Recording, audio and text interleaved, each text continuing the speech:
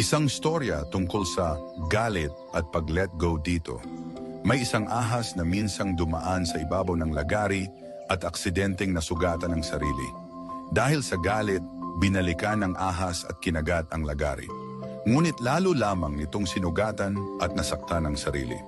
Sa sobrang galit ng ahas ay pumulupot ito sa lagari upang durugin ito. Ngunit sa huli, namatay ang ahas sa labis na pagdurugo dahil sa mga sugat na natamo.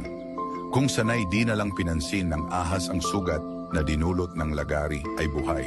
Pasana ito.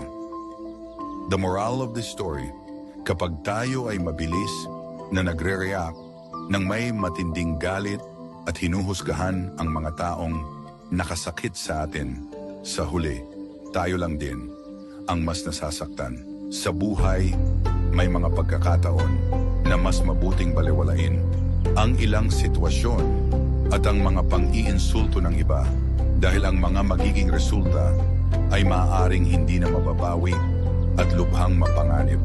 Patawarin mo ang mga taong nakagawa ng mali sa'yo at huwag mo silang bibigyan ng kapangyarihan laban sa'yo. Tandaan, ganyan din ang galit. Kapag lalo mo itong kinakapitan, lalo lang nitong sinasaktan ang sarili mo at hindi apektado ang tao o bagay na kinakagalit mo. May mga bagay na hindi karapat-dapat pagtuunan ng pansin na siyang sumisira sa iyong peace of mind. Bitawan mo bago pa ito tuluyang magdulot ng mas malalim na sugat. Kung hindi ka sa amin naka-follow, malamang ay hindi mo na kami makikita muli. Pero kung ikaw ay naka-follow, binabati kita dahil ikaw ay patuloy na lumalago araw-araw.